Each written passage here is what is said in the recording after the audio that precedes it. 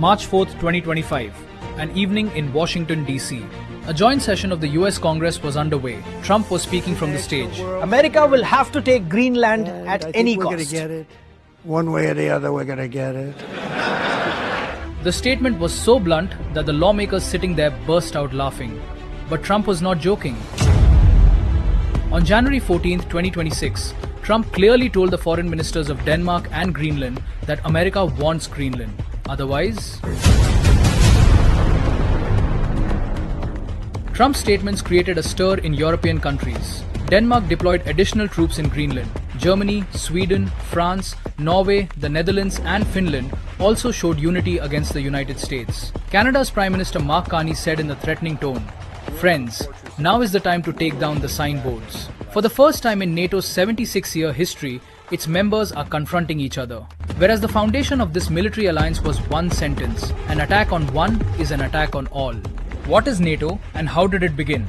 April 4th, 1949, the day when 12 countries laid the foundation of a military organization in Washington, the North Atlantic Treaty Organization, or NATO.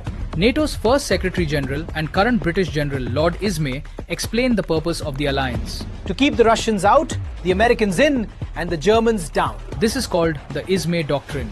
The soul of this entire agreement was Article 5. In fact, this was the period when Europe had turned into a graveyard after 36.5 million people died in World War II. Power in the Soviet Union had come into communist hands. On June 24, 1948, the Soviets began the blockade of Berlin. West Berlin plunged into hunger and darkness. At that time, the United States saved lives by supplying food and water through aircraft.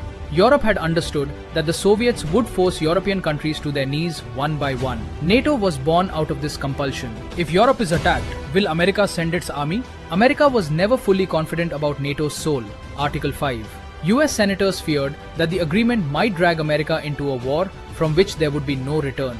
Therefore, Article 5 clearly stated that each country would take such action as it deems necessary. The real picture of this ambiguity emerged in 1949 when during negotiations, US Deputy Secretary of State Robert Lovett was asked, "If London is attacked, will it be considered an attack on Washington?" Lovett replied, "No."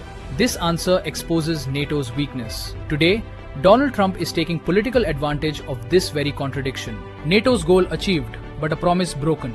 On December 26, 1991, the Soviet Union collapsed and several new countries were formed. With this, the 40-year-long Cold War between the US and the For more such videos, download Bhaskar English app.